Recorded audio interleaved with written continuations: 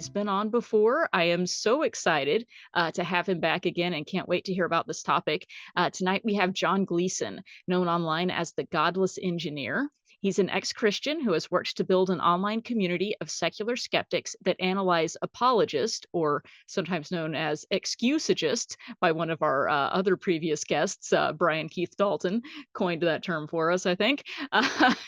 And the claims to give people the best information available so they can stand up and use their voices. Sorry, analyzes apologist claims in order to give people the best information available. I put the emphasis in the wrong spot in that sentence. It came out weird. Sorry about that. Um, he focuses on the intersection of atheism, secularism, religion, politics, history, and science. I'm imagining a nightmarish Venn diagram where that intersection is taking place. And he is currently creating videos and social media content to educate his audience on these topics on his YouTube channel, which I am going to drop in the chat. You can find him at the Godless Engineer. So, John, welcome back to the show. Thank you so much for joining us. Thank you for having me, and I just want to give y'all some props. I'm currently seeing a therapist right now that I found through the secular therapy project, so I really do appreciate that resource. Oh, that's amazing. Thank you so much for letting us know. I'm so glad that you were able to get in touch with someone and get some support that way. I have also enjoyed using the Secular Therapy Project myself. It's a fantastic resource. So thanks for plugging that. Oh yeah, I just if I'm using the secular therapy project, I felt like putting that out there, letting people know that you can get like really good help and find really good resources using the secular therapy project. So definitely, if people need help, that's a really good place to go to find good help. Awesome. And we didn't even pay him to say that. So there you go. Well, so glad to hear that.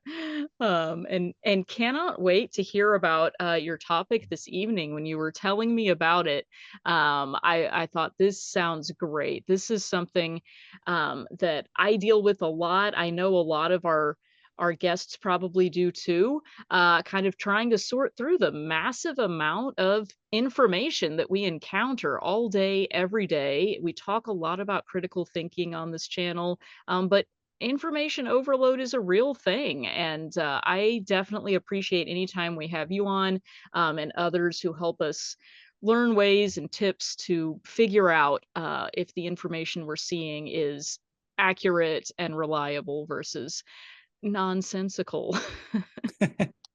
Well, I hope that y'all take away something from it. I spent pretty much all weekend polishing it up and everything, and I may have added too much information in there, but I'll try to get through it as quickly as I can tonight, so that I don't take up too much time. Um, But we're here to hear from you, so the floor is yours. all right. I will go ahead and switch to my presentation over here.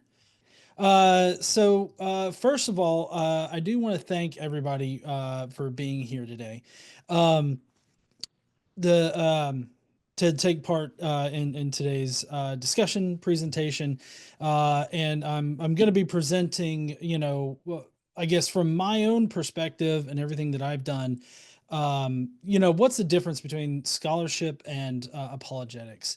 Um, and I first want to start out with pointing y'all to some resources. I want to heavily emphasize that I'm not a scholar, but my information today is supported by relevant experts in the field of history and New Testament studies.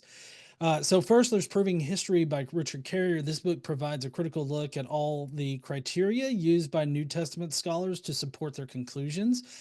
Dr. Carrier thoroughly explains how deficient the criteria typically used is, and offers a more robust option that is more evidence based rather than specious argumentation. Next is David Fitzgerald's Jesus Mything in Action, which I'm citing this one because it has a great section on how compromised the field of New Testament studies is. He has several sections showing a direct connection between apologetics and the current state of the field of New Testament studies. And then finally, we have Hector Avalos' The End of Biblical Studies. It offers a critical look at the field of New Testament scholarship. So first, let's introduce the problem that we have tonight. It's becoming increasingly difficult to discern between good biblical scholarship and Christian apologetics. However, it's far easier to recognize the difference between science and apologetics.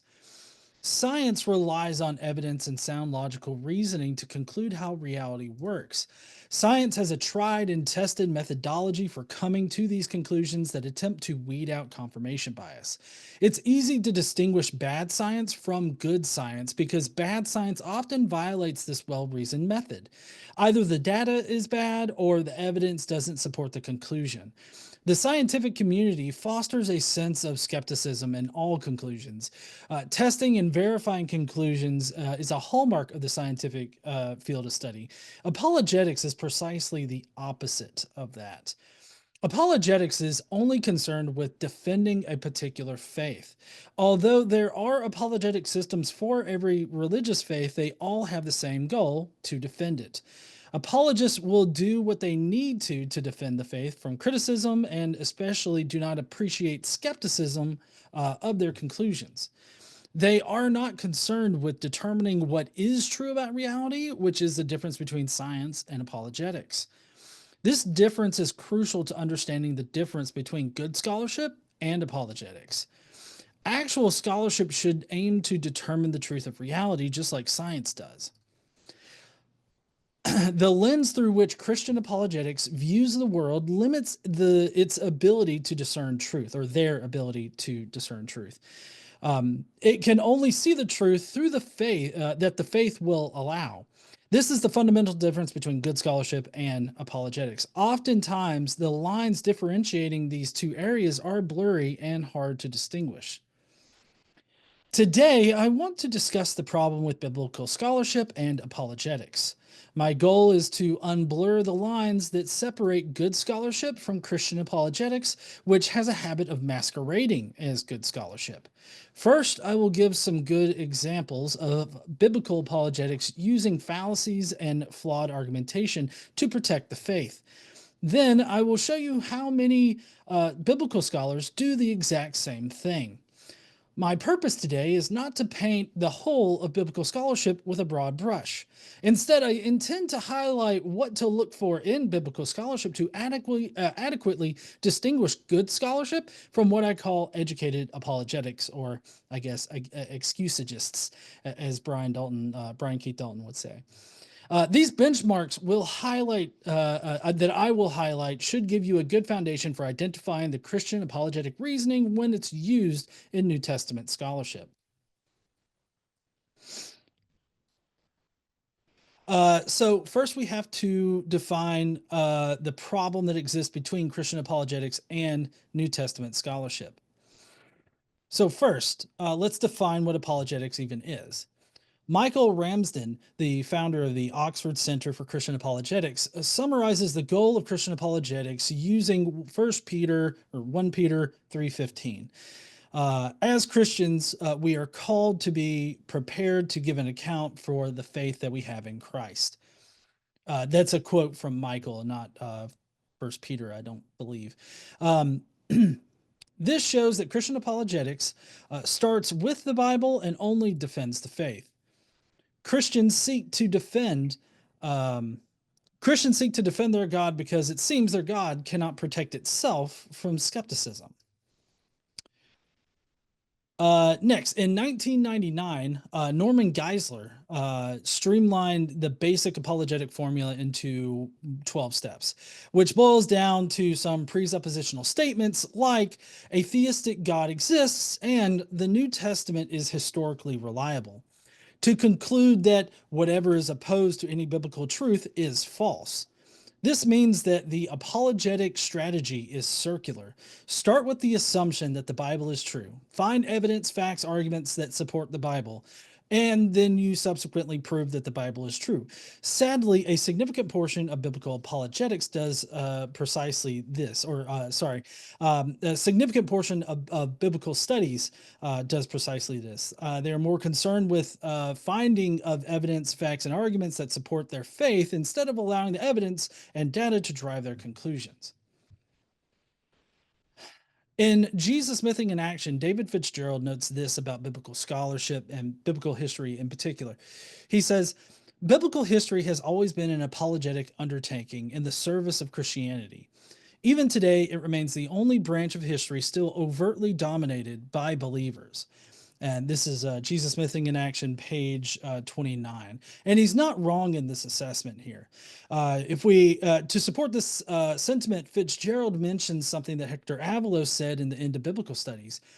Hector says, most standard histories will grant that biblical studies began as an apologetic enterprise, and few biblical scholars will admit that it's still just that. Next, religious institutions are deeply coupled with biblical scholarship. An overwhelming majority of degree granting institutions with biblical scholarship degrees are religious institutions.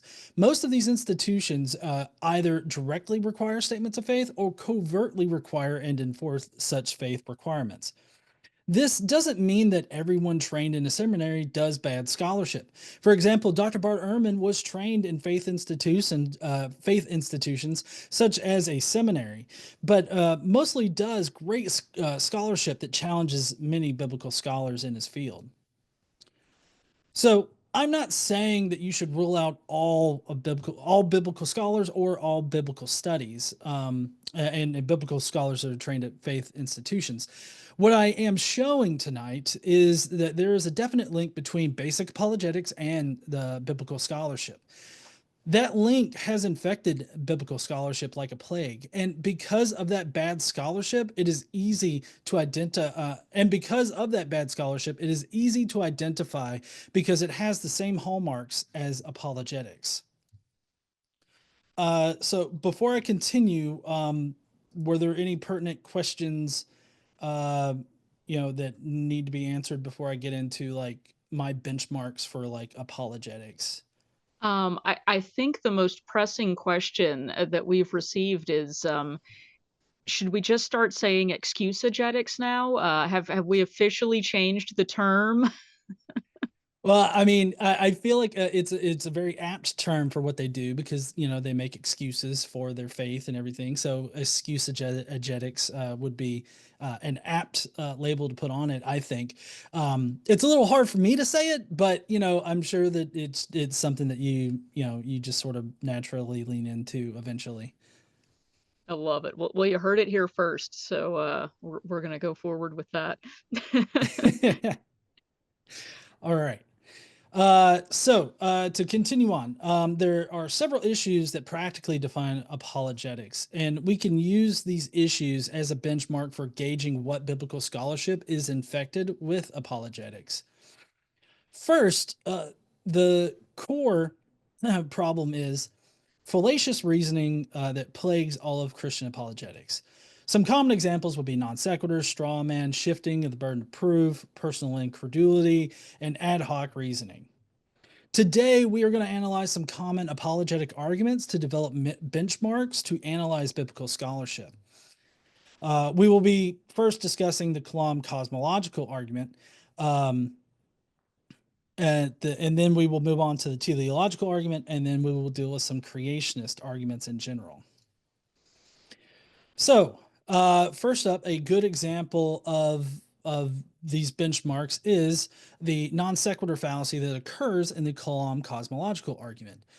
This argument is regularly used by apologists like J.P. Holding, Frank Turek, and several others. The guy who masquerades around as a detective still, J. Warner Wallace. All of them, they love the Kalam, as well as some New Testament scholars that we'll get into later. This argument, or in the Kalam, apologists will make the logical leap from the universe having a cause to the universe, um, or the universe having a cause to the universe having a cause, and that cause is God. They don't have evidence to connect the universe's beginning to God. They just ad hoc state that God is the only conclusion because it's their default. This highlights another hallmark of apologetics. Sorry, this highlights another hallmark of apologetics, and that would be ad hoc statements treated as fact. Moving on from that into the teleological argument or the argument from design, apologists will state that everything is designed without supporting it with facts or evidence. This makes it impossible to distinguish between designed and undesigned objects. They think this strengthens their arguments, but it only weakens them by adding ad hoc presuppositions to the hypothesis. Occam's razor states that the hypothesis with the least ad hoc claims needed is the most likely true among competing theories. Apologists rely on these ad hoc assumptions because they do not have the evidence to support their conclusions without them. Because their arguments depend so heavily on these ad hoc statements, they regularly ignore or disregard any evidence contradicting their ad hoc assumptions. This leads to another hallmark of apologetic argumentation, disregarding or ignoring evidence that disproves their conclusions. Apologists using the teleological argument to prove God refuse to acknowledge the validity of scientific counterarguments. And moving on from there, let's now examine any argument against evolution in favor of creationism. Creationists must disregard all scientific evidence that refutes their conclusions about God creating all life on Earth and God creating everything in general. In the argument from irreducible complexity, they claim that specific biological structures cannot be explained with anything other than God did it. To make this argument, they must ignore all the scientific studies that show that these biological structures can be the product of slow evolutionary changes over long periods of time. One example of this is the bacterial flagellum. The claim is that the bacterial flagellum is only achievable if God created it because it cannot operate without 100% of the components that make it up. But this is false because we have done experiments that show that the flagellum can exist in simpler forms. Their mobility and effectiveness are the only things that are affected by removing certain parts of the existing flagellum. It doesn't result in the flagellum disappearing altogether. The creationist argument requires ignoring or disregarding this fact to make it seem sound. And this is going to lead us into another benchmark, and that would be fabricating information to support their conclusion. Creationist arguments also contain a lot of fabricated information, including quote mining.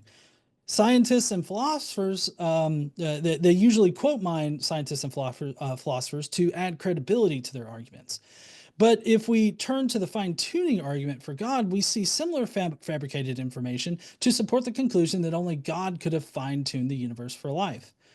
When apologists make statements like the gravitational constant can't deviate more than X amount or the universe wouldn't exist, they disregard how statistics and probability work. Even if there is what seems to be a small window of deviation and any of these constants are allowed to deviate, there is a lot of variability in that small window of values. Not only do they fabricate information on how probability works, but they also fabricate information on how the universe works. They will make sweeping generalizations like only these values for these constants will create a universe, which is not supported by the evidence.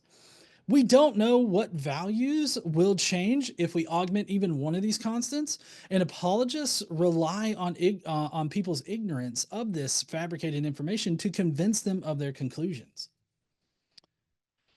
So we could spend a lot of time listing off how apologists fail to adequately support their conclusions and use dubious tactics to convince people. I want to But use these before we do that, sorry to interrupt. We do have a question about bacterial flagellum. Okay. This is a quiz question. Before we get too far off of it, how much can you tell us about these flagella? Which that is the plural, right? Is it flagella? Um, Um, What I do know, like I'm obviously not, an evolutionary biologist, but I have looked into the studies surrounding the bacterial flagellum, and basically what they have done in a laboratory setting is they've removed certain proteins that make up this flagellum and make the flagellum operate like it does. And so what they've done in a systematic way is they've removed certain portions of it, and what they have found is that the flagellum doesn't disappear and it doesn't stop working or anything like that. It actually just affects the mobility of whatever is using, like the bacteria. It only affects the mobility of it and the effectiveness of the flagellum.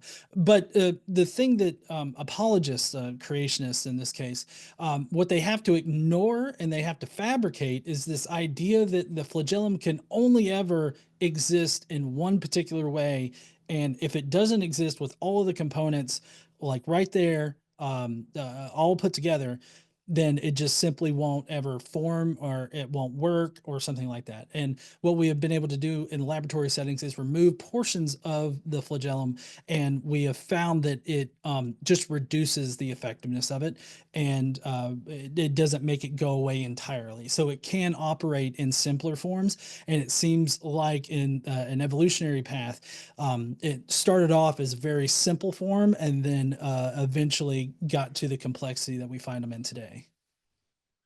Awesome, well done. I kinda sprung that one on you, but, thanks for explaining that. Some people in the chat were wondering. Okay. Yeah, yeah. I wish that I had those studies with me right now, and maybe that's something I can add to like my notes if I ever do this particular talk again. The more specific studies, but there's I believe it's talkorigins maybe.org. They have a lot of great resources there, and they actually I believe that there's like a bacterial flagellum section that you can go to, and it actually lists off the individual studies that are done that actually state like, oh, we know that this is false information.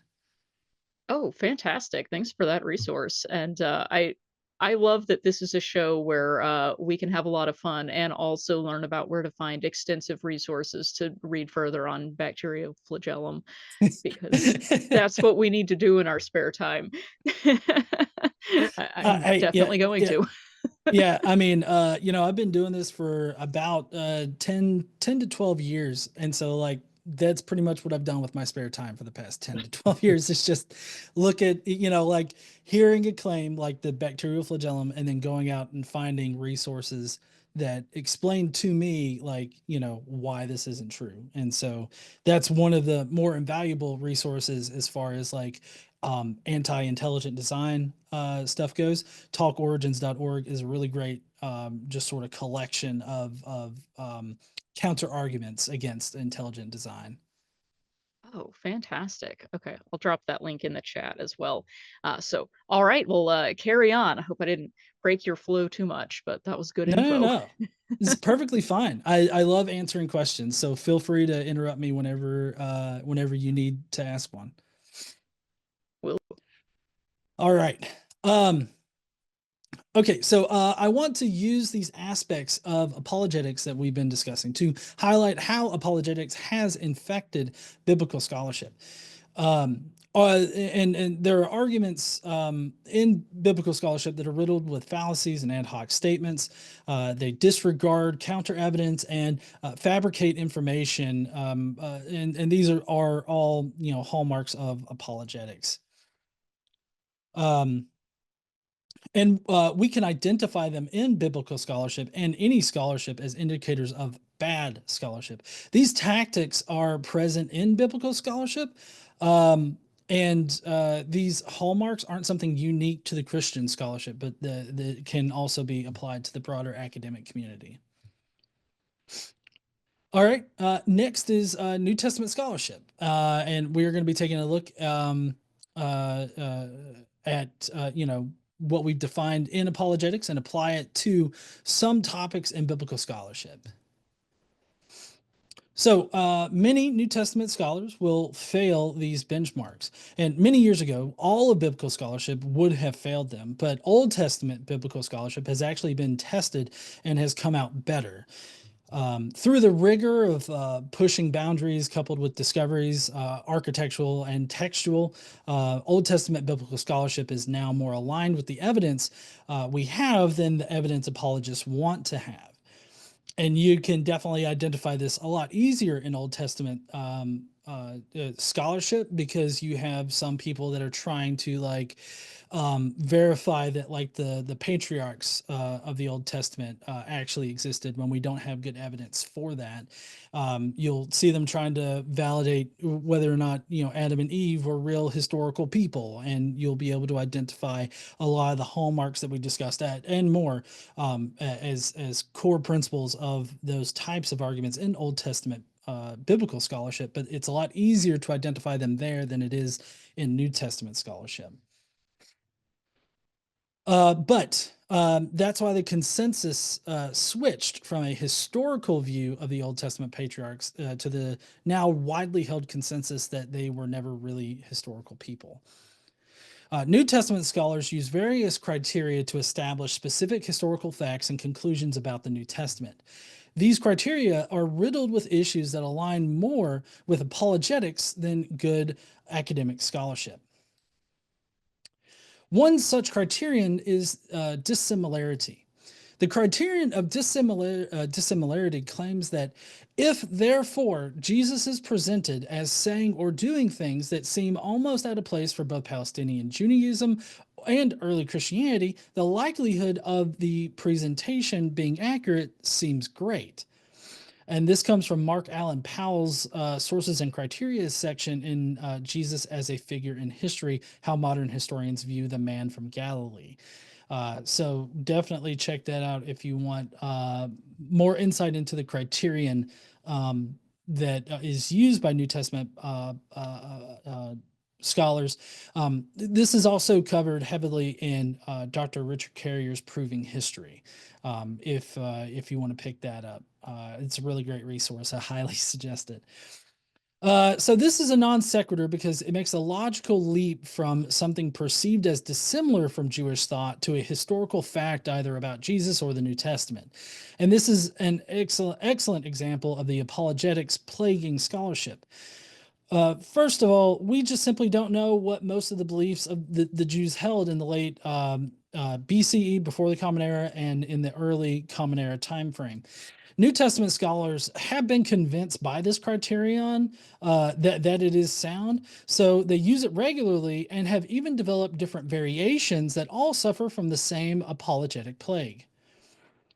The criterion of embarrassment is one such variation that many scholars use to prove the resurrection of Jesus. They claim that if some aspect of Jesus' story is considered embarrassing, it is likely an actual historical fact about Jesus. They use this criteria to establish both Jesus' crucifixion and resurrection.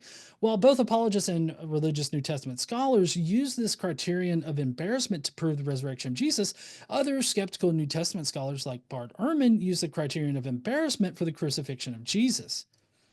This criterion, however, fails because we simply don't know what would be considered embarrassing to the Jews, or Jewish Christians rather, who eventually developed into the Christian sect. This amounts to making ad hoc claims about ancient Judaism.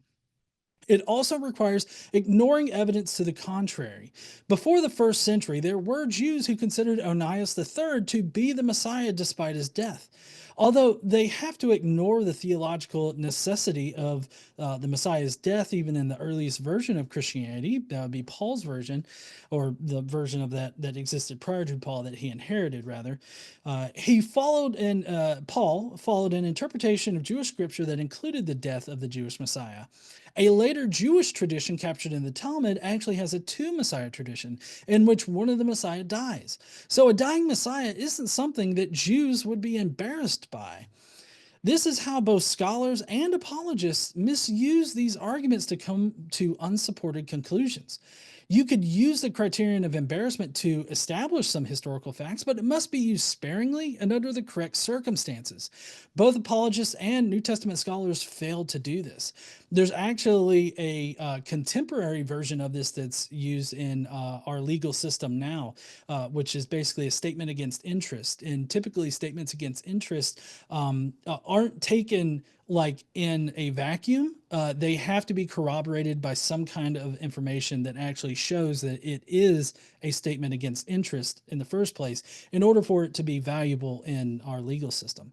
So, and there's been a lot of like legal theory, like legal papers that have been written about the inadequacy of statements against interest. So it's a very interesting case study, and like I said, the proving history goes extensively through all of the criteria that New Testament scholars use. It breaks them down to the very basic problems, which map considerably well to how apologists actually argue for their positions. So, um, moving on, shifting a little bit, still on the topic of the resurrection, we have Dr. William Lane Craig. Recently, Dr. William Lane Craig admitted that the resurrection of Jesus shouldn't be considered a historical event that can be historically proved. It can only be philosophically proved when you remove the limitations imposed by rigorous historical methodology. William Lane Craig said, and I quote, "It might be misleading to speak of historical proof for the resurrection of Jesus. I think what we have is good historical evidence for are the central facts about what happened after Jesus' death. And then I would say the best explanation of those, and that's a second step, would be the hypothesis that God raised Jesus from the dead."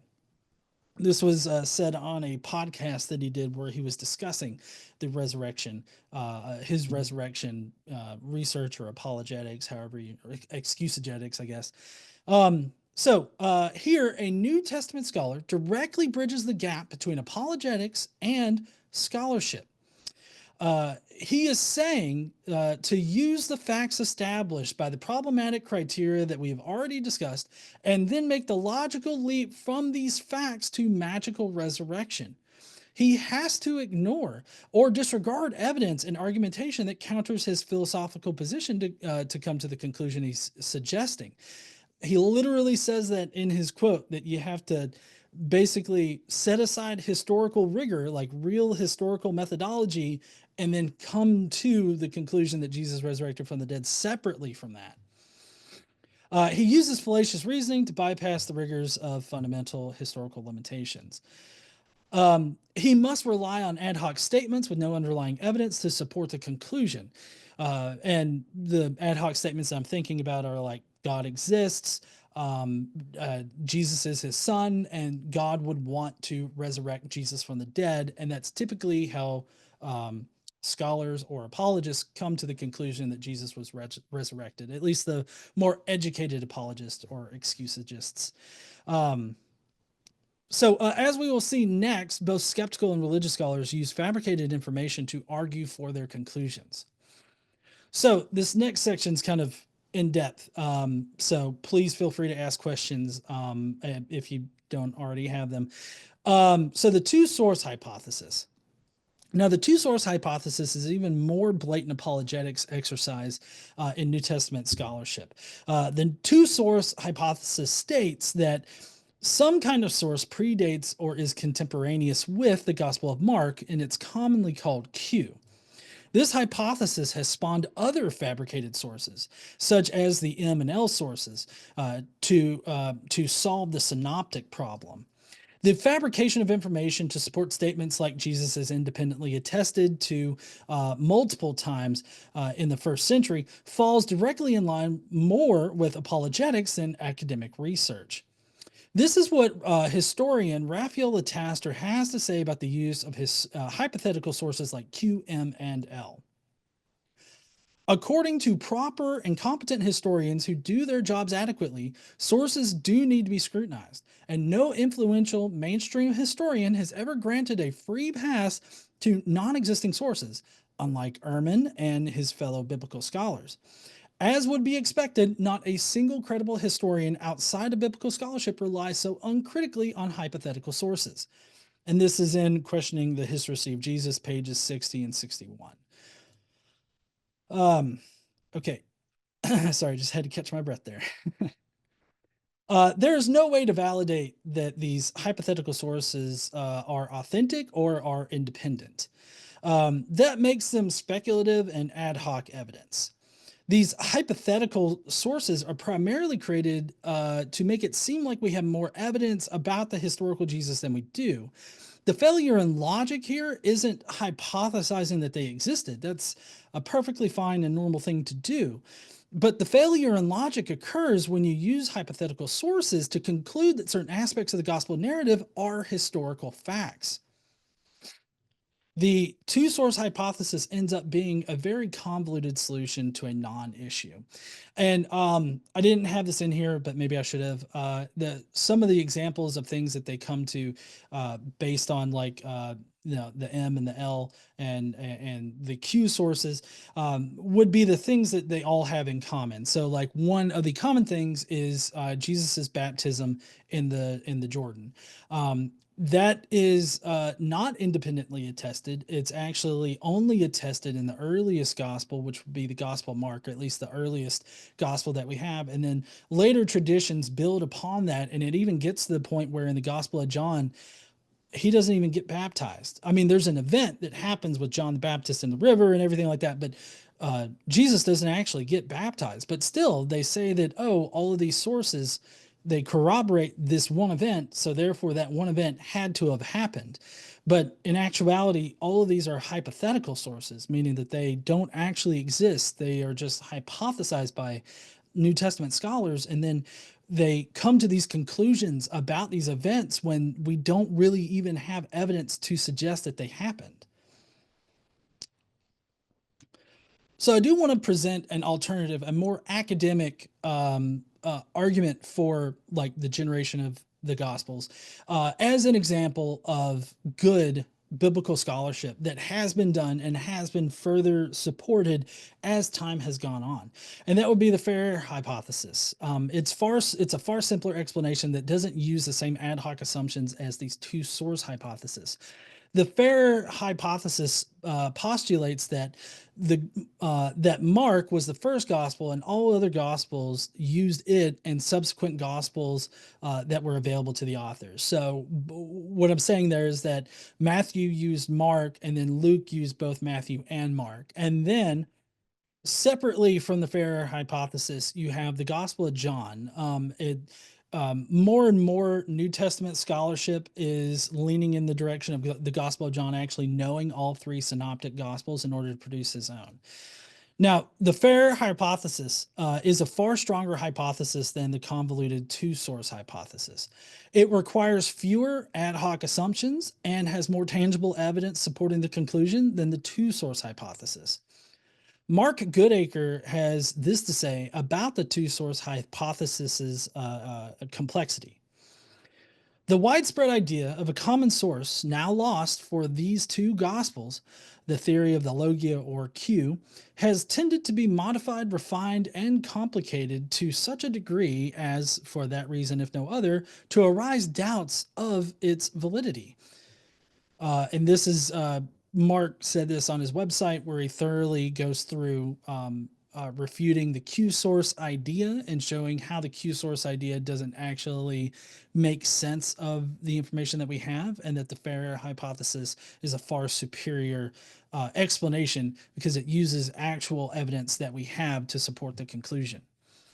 So there are one thing to point out here is that there are multiple reconstructions of Q, M, and L.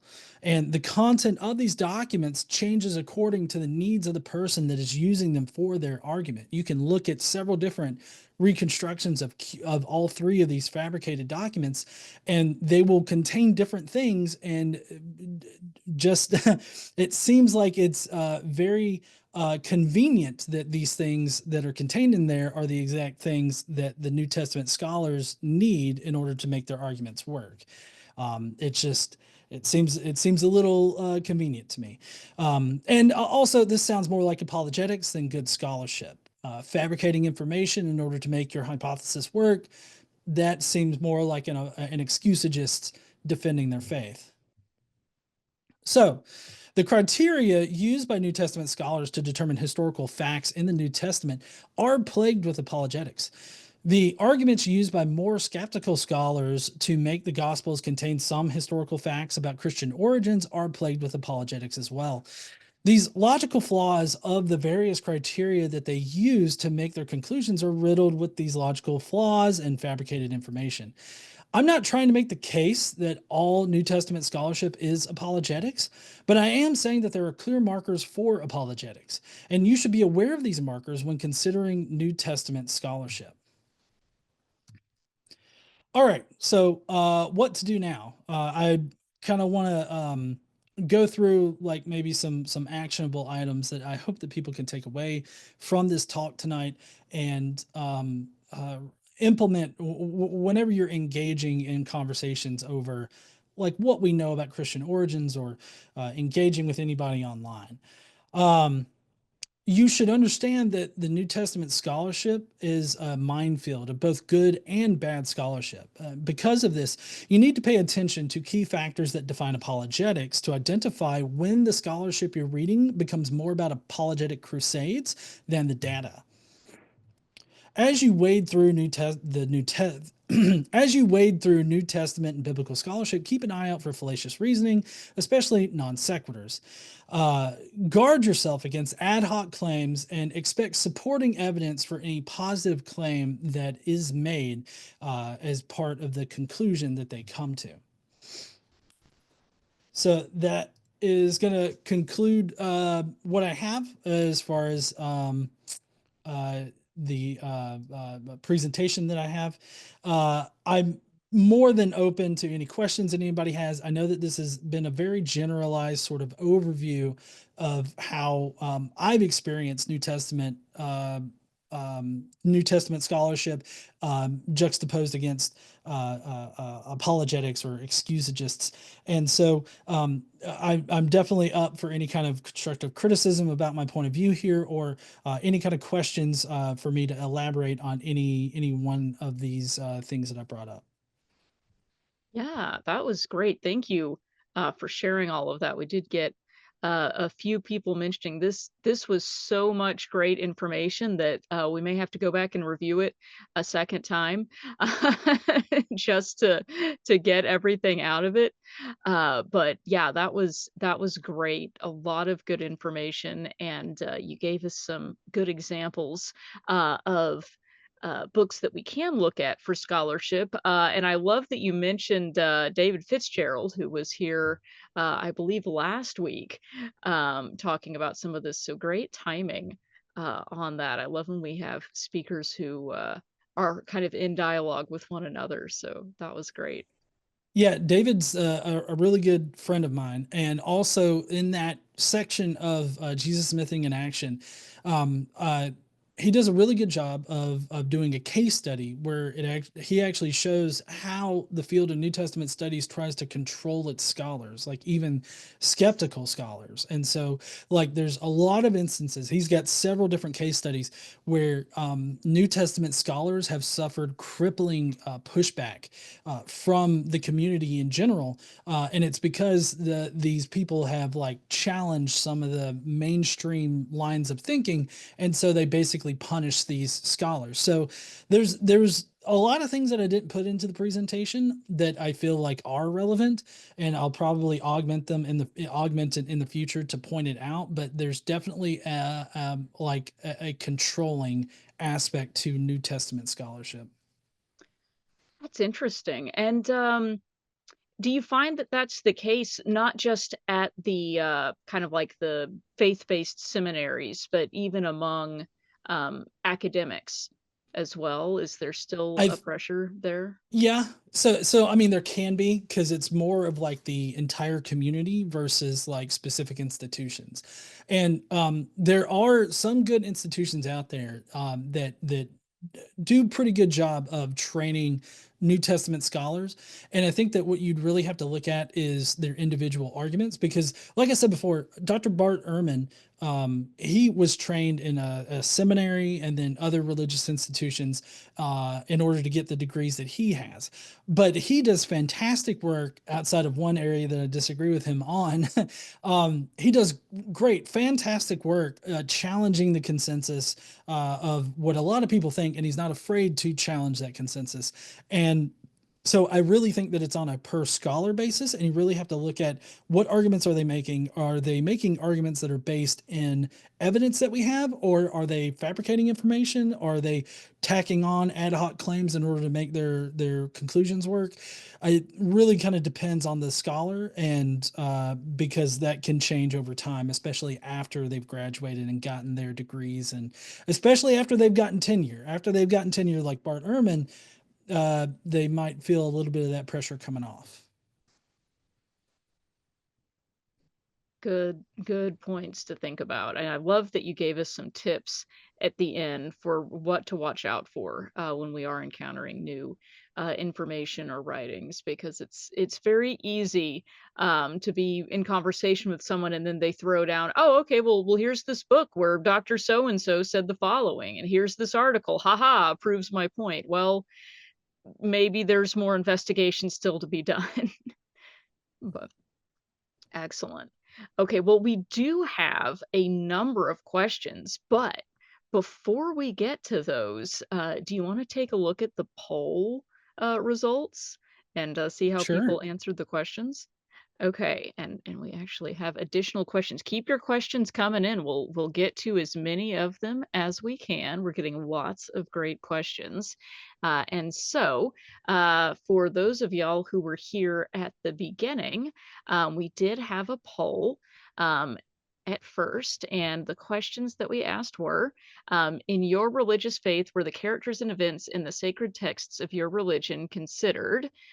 And there were some choices. Only 5% of people selected the option of poetry or metaphor. 41% of people said that the characters and events in their religious texts were considered literal historical facts. And 48% of people said it was a mixture of both of those things. And 7% of people said this was not applicable to them. Yes, like some people are mentioning in the chat, I too learned that everything in the Bible was literal historical fact. There were maybe a few things that were pointed out as specifically stories, like if Jesus told a parable, we were told, okay, that was not a literal thing that happened. Jesus tells us that that's a story. So that's just a story, but everything else really happened. Um, how was that for you, John? I don't remember if we talked about this before. What were you taught growing up on this Well, topic? yeah. So I was brought up Catholic, and I mean I was pretty much just taught that the Bible was literal. I know that that's not how a lot of Catholics view it, but I remember distinctly thinking that Adam and Eve, like that was the literal beginning of humanity and everything like that. And I mean, we had religious classes in my Catholic private school, like elementary. And so, like, we learned about those things as if they were true historical things. So, I would say there was probably mostly literal historical facts over, like having some as being myth. I didn't actually encounter that until after I left religion. Ah, interesting. Is that part of how you got interested in studying this topic?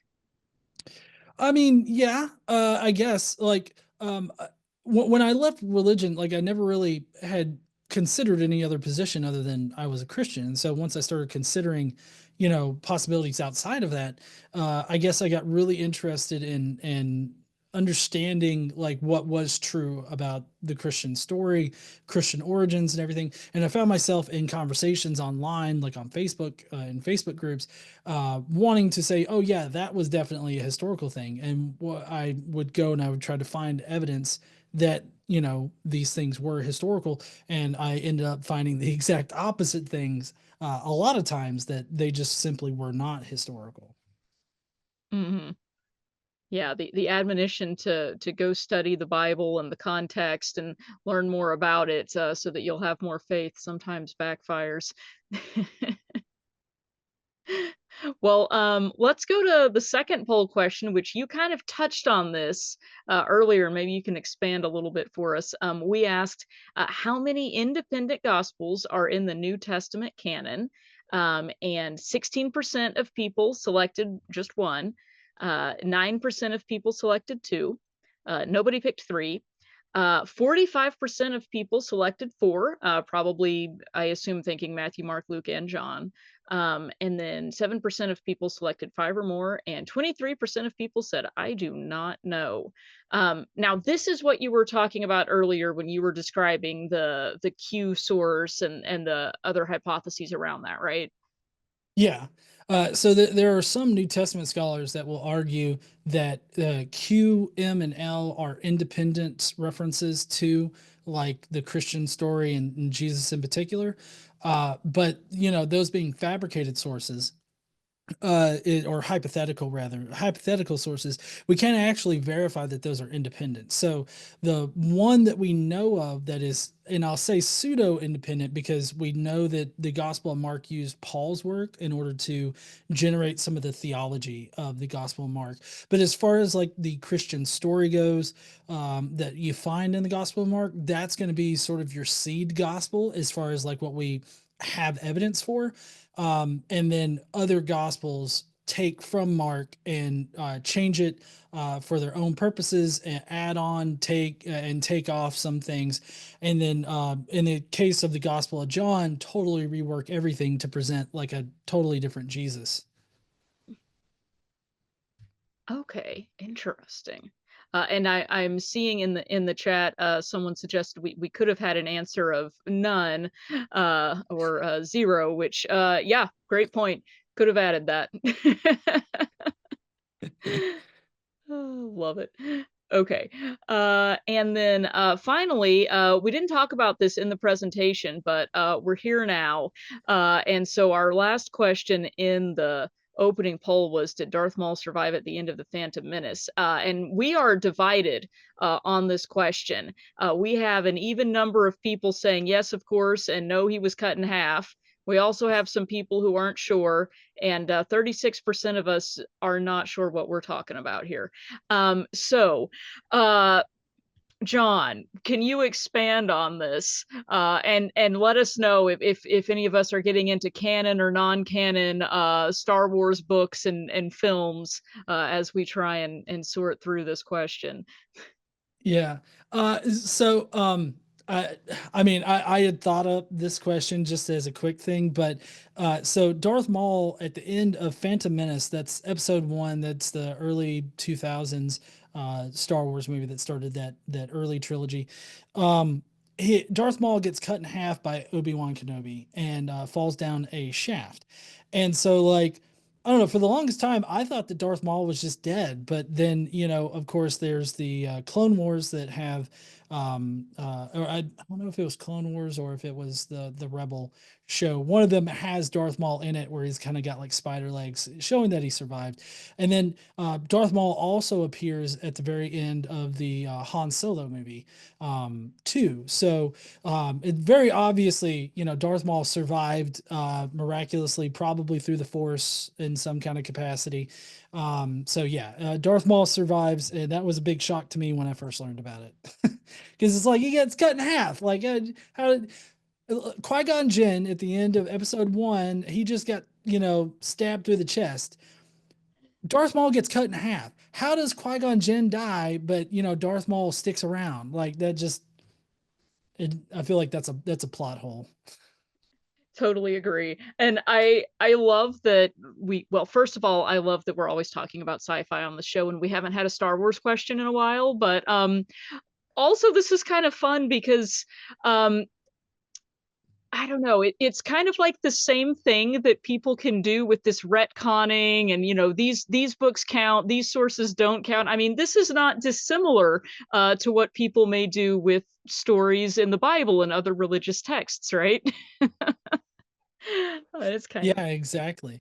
yeah. There's a really good documentary that was made a few years ago called Batman and Jesus, and it's a more mythicist sort of documentary, but it definitely shows how convoluted the canon can be. with Batman, and it's even worse for Jesus. I love it. It's an interesting metaphor to kind of think about, some of the mental gymnastics, that are done to make portions of the stories work. Okay, well, that was our poll for this week. That was a lot of fun. Let me turn that off. And we did promise to get to some Q&A, so let's do that. Oh, before we do though, sorry, I don't mean to keep teasing people with that. Where can people find you for more content? Yeah, so I primarily post like video, like response videos and stuff like that on YouTube.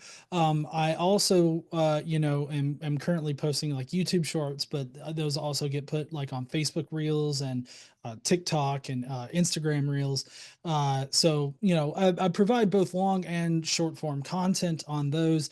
My Facebook page is where I'm probably the most active as far as like frequency, like during the day and during the week, because I'm constantly posting stuff on my Facebook page to either make people laugh or to educate people on different things. So yeah, it's Godless Engineer everywhere on Facebook. The page is Godless Engineering, just because somebody took Godless Engineer before I could get to it. You find me anywhere on social media as just Godless Engineer. Awesome. Well, dropped that in the chat, so feel free to check them out there. Now let's go to questions. We have a lot, and Martin and I can go back and forth asking them to you. Martin, do you want to put the first question to John? I certainly can. And let's see here. So, John, if you're ready, Yep, have I'm you good. found any progressive Christian scholars that you found their work interesting or worthy of consideration? And this is a great question because I actually had a very similar one for you. Okay. Yeah. I mean, there's a lot of great scholars that do a lot of great work in New Testament studies, and biblical studies in general. Just right off the top of my head, there's Dan McClellan. He does a lot of great work. He's a Christian.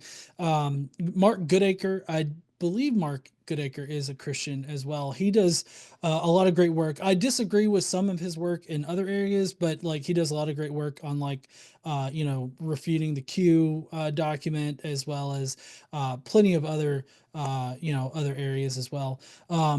Those are the two right off the top of my head as far as like ones that are Christian but also do good work. So it's really a matter of just analyzing like the individual arguments that they make, because I feel like for instance with Mark Goodacre, I disagree with some of his conclusions about Christian origins and all the other stuff, but I find like just about everywhere else he does really solid scholarship on it. And it's really those benchmarks that I kind of listed in my presentation, like making sure that they have supporting evidence, making sure that nothing's like fabricated, making sure that there's no like logically fallacious conclusions. Those kinds of things can help you sort of weed through the bad scholarship, even when the bad scholarship and good scholarship comes from the same scholar. That's awesome. I appreciate that McClellan was your first person on there. I recently discovered Dr. McClellan's work. I thought it was fantastic. Just really enjoyed his stuff on TikTok. It's really good. And then I found out he was a Mormon, and I didn't know how to wrestle with that. I'm still kind of wrestling with it myself. It's like, do I love this person? Do I?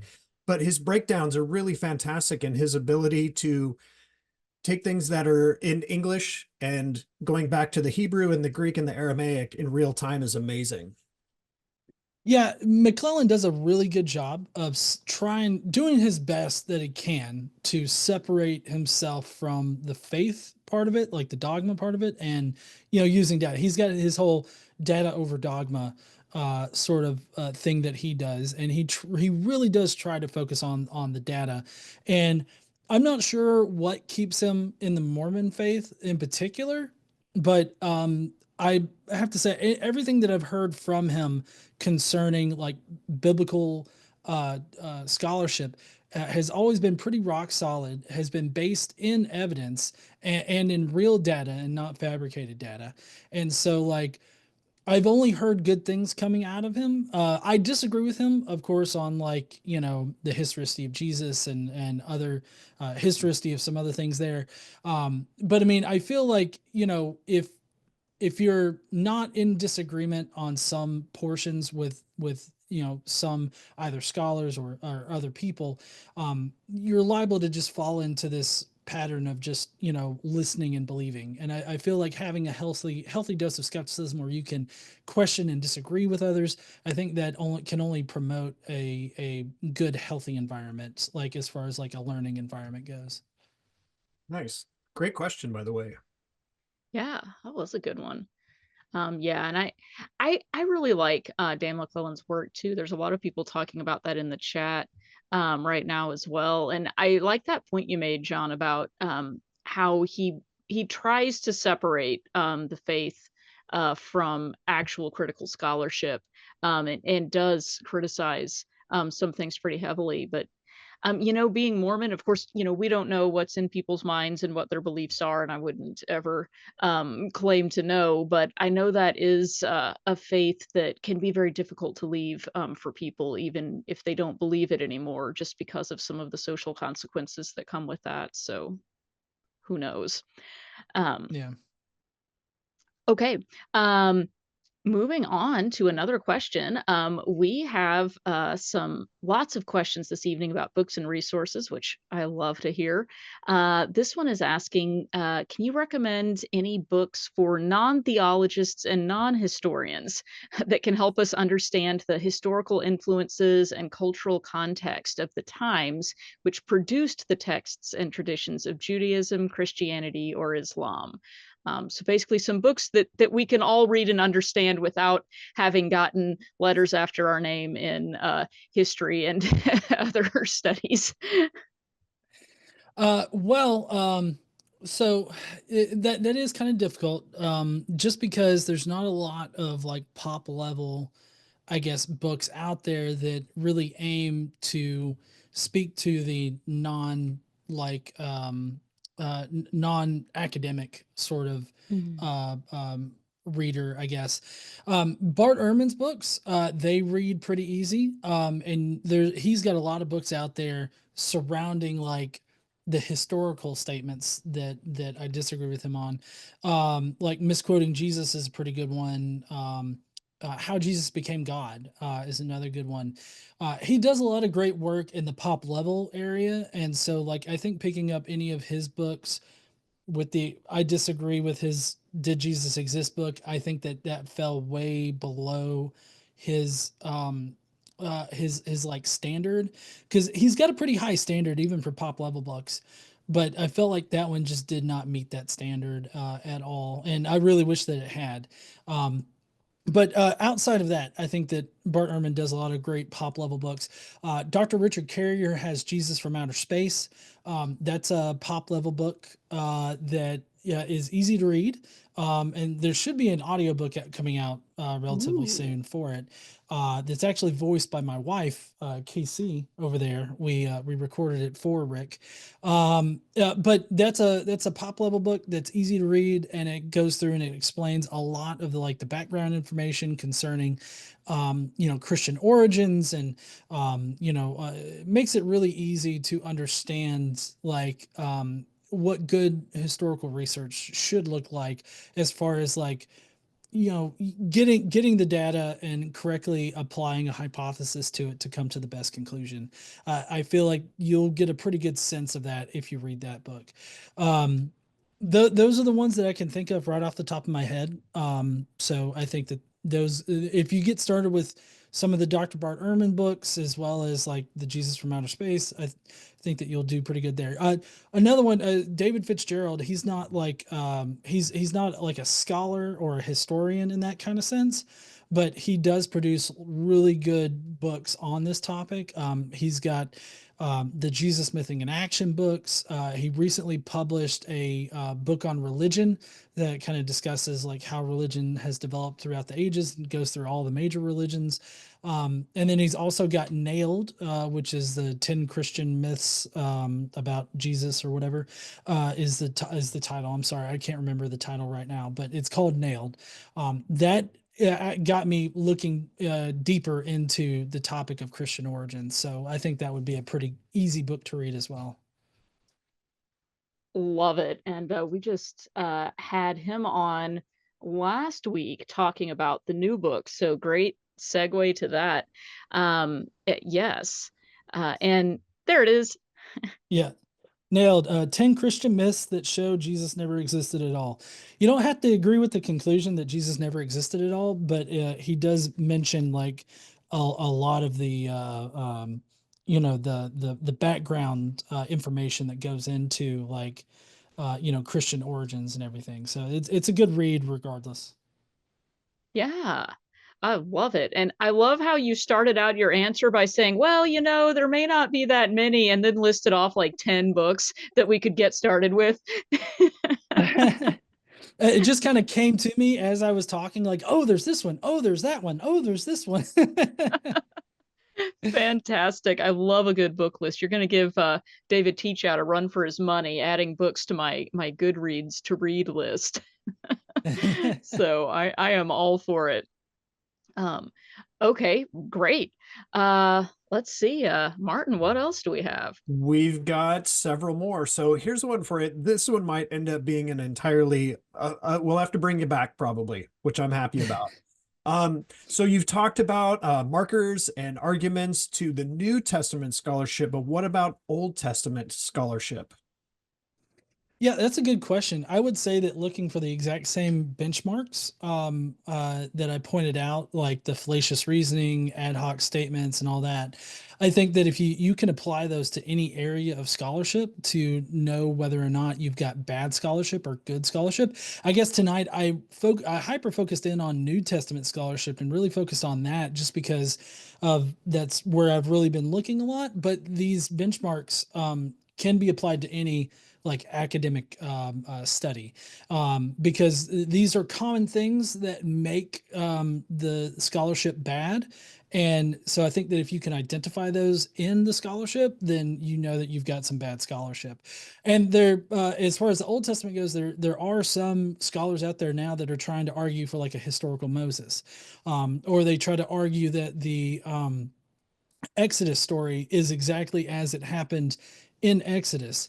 And so, you can definitely take their conclusions or the way that they argue their points, and you can find the non sequiturs. You can find the ad hoc statements. You can find shifting of the burden of proof. That's more or less when they respond to somebody criticizing it, they'll try to shift the burden of proof. But like those types of things are more akin to apologetics than actual academic scholarship. So I think that it can be applied to other academic areas. Cool. I have a really quick, I don't know if this is a quick follow-up and you can ignore this thing too, but when dealing with any of those markers in the New Testament, does it become easier to attack or go after any of the Old Testament stuff that maybe starts to kind of bring things down, especially if people are talking about any type of um, Jesus fulfilling any type of providence or anything like that? Yeah, I mean, definitely, especially with that one. I'm glad that you brought that up because in order to make that argument, you have to ignore a lot of information, and then you would also have to fabricate some information in order to make the argument work. So, like, and this is all about identifying those key components of apologetics that I was talking about. So they have to ignore the information that later Jewish rabbis reinterpreted the original intent of their scriptures in order to have these be messianic prophecies. So you have to ignore that completely in order to make the argument, and then you have to fabricate information in that the idea that Jesus actually fulfilled them, because we don't really have any good like historical information that says Jesus actually did this thing. We can't say that for any particular event that is covered in the Gospels, and the Gospels are really the only place where these supposed messianic prophecies from the Old Testament are fulfilled. And so you have to fabricate information. You have to add, ad hoc claims on top of it. You've got to, do all these things that are apologetics in order to get to that kind of conclusion. So I think that anything that you can do to really sharpen your skills in identifying the bad argumentation that is characteristic of apologetics, and then applying that in every area that you can, I think that that can really help shore up your skepticism and protect yourself against bad information. Nice. Awesome. Yeah. Okay. Well, we've got plenty more questions. I think we've got time for a couple of more, so we'll keep going if you're still game for it, John. Oh yeah, I'm totally here for the questions. Outstanding. Okay, let's see. Okay, someone was wondering about the Gnostic Gospels and Mhm. what those are and where they fit into this conversation. Are you able to say a little bit about those? Yeah. So the Gnostic Gospels, which Gnostic has kind of become a bad term to use for this particular group.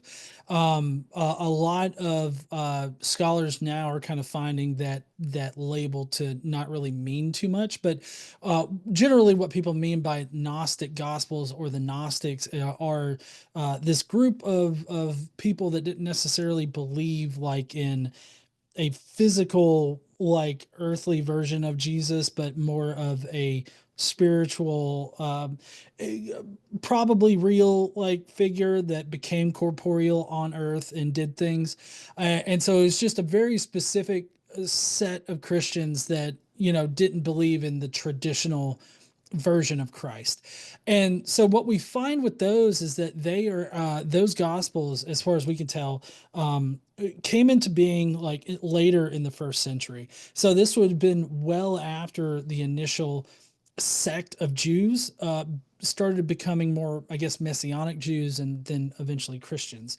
And so I feel like this just adds to the hypothesis that there was, no standard like historical events or anything like that to go back to, because we have like the Gnostic groups. We've got the thousands of different versions of Christ that appear in like the Nag Hammadi library.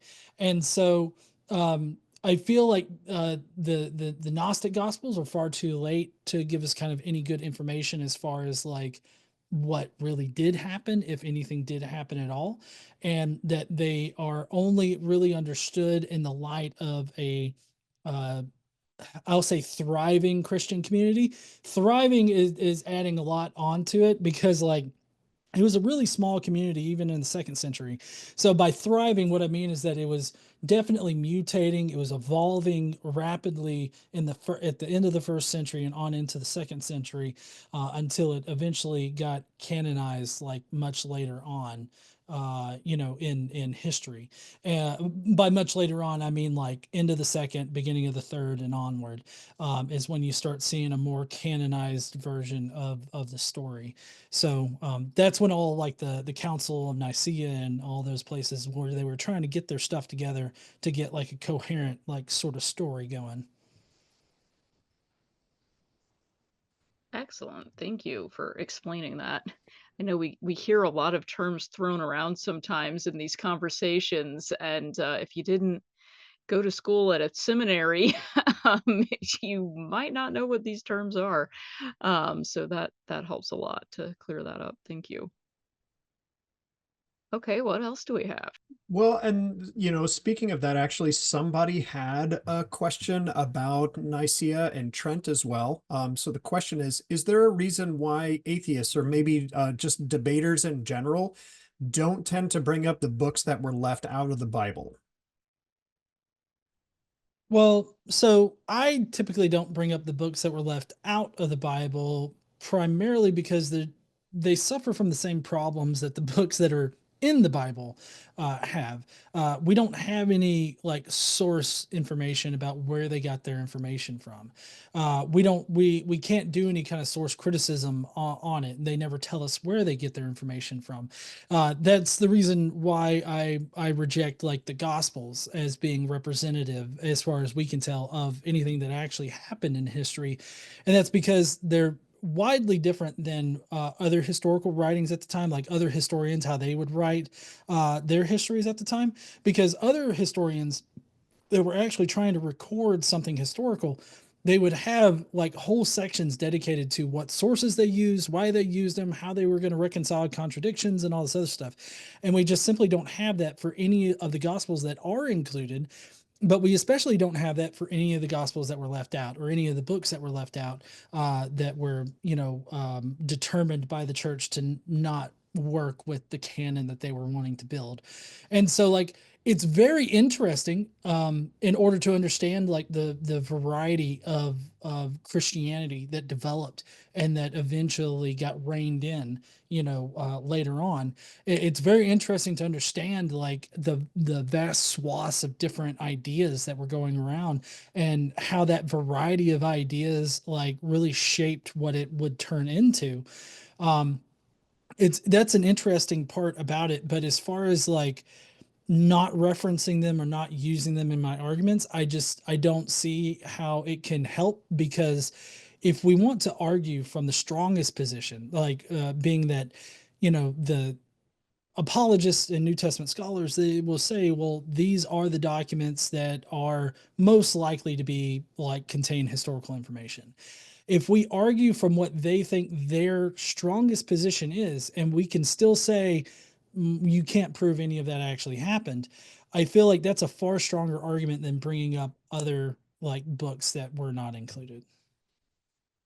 Does it add any kind of leverage to the discussion to even if they're as inaccurate as any other version of any of the other books of the 66, is that what it is? I think. Is there any Mhm. leverage in just saying, well, other things were written by other people that you have not included that we don't know so much? Does that editorial give any kind of leverage to the argument?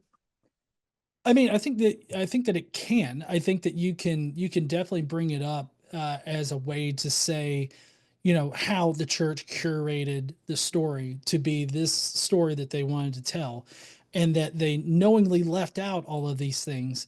And like I feel like you could use that in order to show like how specific the story was and how crafted it is. And the fact that they left out all of these things, that's a question that needs to be answered. Like, why did they leave these things out? And I think that you're not going to find very satisfying answers coming from either, New Testament scholarship or apologetics. I think that they will have their reasons as to why it could have been left out, but ultimately we're just, we don't know. But I do think that it can add to the argument of like, well, why these? Why not these? That kind of things. Like those are questions that they would have trouble answering. Yeah. Cool. Thanks. And another great question in there. So for who had that one? Yeah, we've had a ton of great questions tonight. I think maybe we've got time for just one or two more. Let's see if we have some quick ones that we can get through. Um, You've touched a little bit on this already, but someone was wondering if scholarship from particular schools or universities tend to be more reliable. For example, like Ivy League schools like Harvard or Yale Divinity schools, would those tend to be more reliable, or does it really just depend on the individual scholar, even if they come from a high pedigree in terms of their training? Well, I think that ultimately it's going to depend on the scholar, like because I feel like a scholar can definitely go through those types of institutions that are highly controlled and try to teach, bad scholarship to people, or rather, educated apologetics or excusegetics. I think that somebody can go through that and still come out on the other side and do good scholarship. But as far as the institutions are concerned, what you're really going to be want to look for are like these statements of faith that are required and how dogmatically aligned these institutions are. So, like it was mentioned like Yale Divinity and all these other places. I think that those probably have a better chance of producing good scholars and good scholarship than some of the other places that do require like statements of faith. But I feel like there's still that element in baked into like divinity schools and seminaries that there's this element of dogmatism that's sort of just ingrained in the fact that they are a religiously affiliated organization. And I think because of that, they are going to be limited in some kind of respect, one way or another. And so, like, I feel like those institutions, while they have a better chance of producing good scholarship and good scholars, I think that there's still a problem with the fact that, we don't have like secular institutions that are like providing this training or providing these kinds of programs.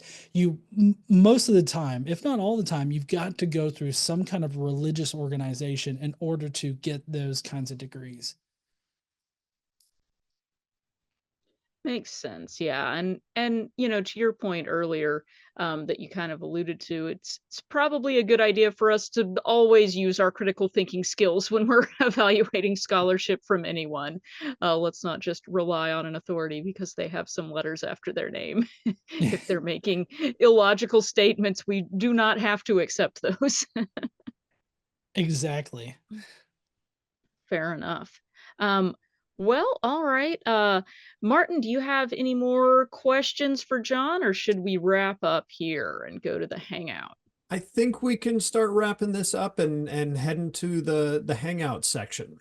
All right, let's do it. And if we missed any questions or if you have thought of more, save them for the hangout. John, are you going to be able to stick around with us for the hangout? I know we've taken up a lot of your time already, but we, of course, as always, would love to have you for the hangout if you want to stick around. Yeah, I can hang out for maybe about 20 to 30 minutes maybe.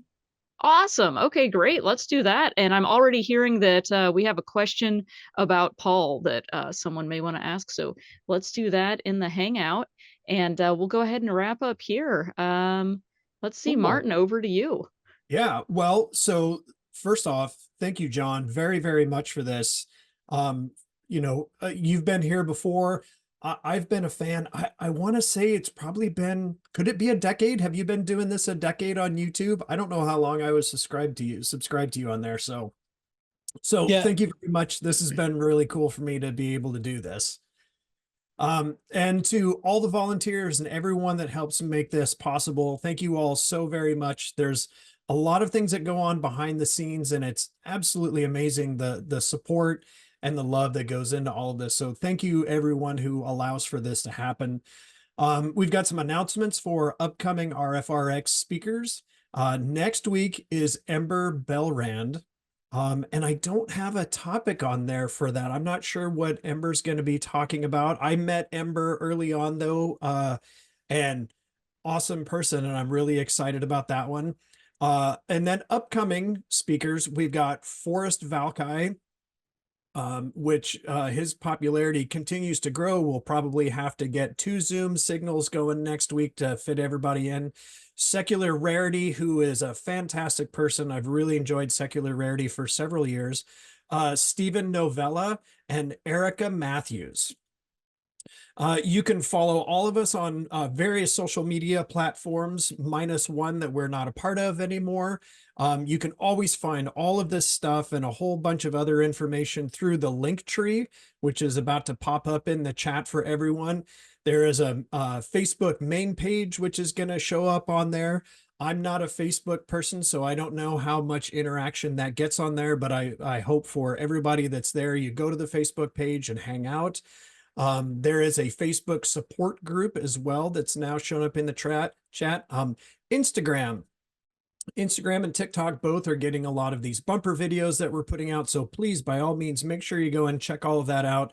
And the new great platform of Blue Sky, which is an awesome and pretty safe place to be. I've been really happy with that world over there. So, um, most of the previous episodes of RfRx can be found over on the YouTube channel. So definitely make sure you go over to YouTube and check that out, because you're going to be over there checking out the rest of Godless Engineer stuff. So by all means, check out what we've got over there. And with that, I'm going to hand it back to you on benefits. Thanks. Yeah. And next week, Amber is going to be talking with us about supporting the LGBTQ plus community among secular folks. So definitely a timely and important topic. So can't wait to hear from her on that. Okay, and yeah, some benefits of volunteering. If you want to get more involved with RFR, and we hope you do, something we found is that healing can also come from helping others. And RFR volunteers often find a lot of meaning and purpose through volunteering with us. And a lot of people often say, man, I really wish that I known about this, or that this had been available when I was deconstructing and questioning my faith. And a lot of people find that they do get a lot back out of being able to help others who are going through a similar struggle. So if you want to help us support any of those services and people who are questioning or doubting, we are always in need of new volunteers. All of the services we described are staffed by volunteers, and there are lots of jobs you can do besides answering the phones and the chats, although we always need more people for those things. But we also need help with our online community. We need help finding and vetting online resources. We need help hosting the support groups. We need help with IT support, editing the YouTube videos. Whatever it is, if you have a skill and some time, please consider volunteering. And in order to do that, you can just go to our main page, recoveringfromreligion.org, and click the volunteer tab. And I'll drop a link that goes straight there in the chat. And there's some information there about what volunteering entails and the application process. So feel free to check that out. And if you want to share with people about what services we have at RFR, instead of taking the 15 minutes that we did at the beginning of the show to tell you all that, you could watch this 3-minute video that describes them a bit more succinctly. So feel free to use that and share with others if you know someone who might benefit from it.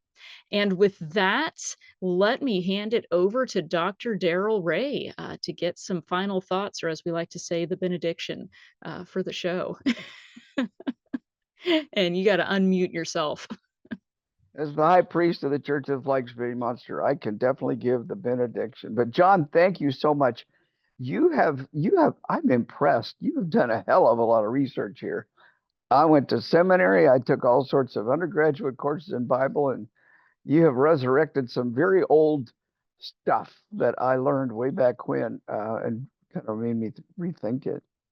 I was introduced to the synoptic gospel problem in undergraduate, and it blew my mind. I'd never heard of such a thing until then, and I'd studied the Bible, very diligently as a child and with my parents and everything. And then I actually studied at Vanderbilt Divinity School, and the question somebody asked about Harvard and Yale and all. Well, Vandy was one of those top 5 divinity schools in the whole nation that I was taking courses there while I was getting my master's degree. And I was a bit shocked at how intelligent some of these people were, and yet at the same time dogmatic and uncritical. I even lost a friend over the very simple fact that, I think I mentioned this a couple of weeks ago, that I thought the 3 wise men were probably Zoroastrian. And he said, no, that can't be possible anyway. Yep, pretty much lost a friend over that one. I did have some professors, even as I was there, kind of quietly hint that they were atheists, but they liked their jobs and they didn't want to lose their job. But even in a very, very liberal school like Vandy, you could still not get tenure or, have problems. Also, I read, and I'll recommend this. I won't recommend this book, but I'll tell you about it. You may not have read it, and that is Albert Schweitzer's book on the quest for the historical Jesus. Even though he was a super devout Christian, that book made me ask the whole question. At the end of the book, he says, I have no idea who Jesus was, and even hinted that he didn't even know if he existed or not. which kind of blew my mind. And he wrote that book back in 1906.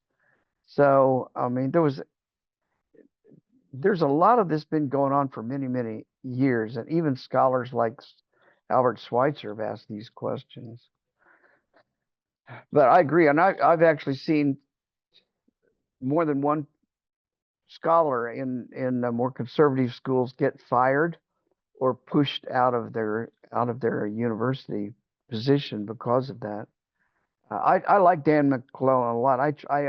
If you ever contact him or interact with him, he probably doesn't know who I am, but I sent him a question just last week. I said, and I'd said it in a very positive, upbeat way.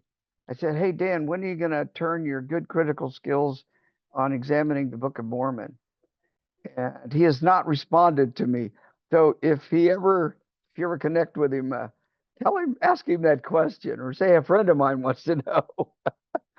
Because if he even asked some of those questions about his Mormon faith, he would be blowing it up just like he's blowing up a lot of other Christian things. Anyway, to wrap this all up, if you guys liked what you've heard tonight, if you enjoy this program and all the work that people are doing in the background, we hope you'll support us, donate to Recovering from Religion, even if it's a small amount every month. That really helps us budget and reach out. And we're actively moving towards engaging even more in larger areas. Where next year it looks like we're going to be reaching out into Europe a lot more. And as you all know, we've built an entire organization in Australia and New Zealand now, which is really, really paying back dividends from that efforts. So if you can help us, if you can donate, we'd appreciate that. And back to you, Kara. Thanks, Dr. Ray. And thanks, John and Martin and everybody else, and for being here tonight. And with that, let's go on to the Hangout.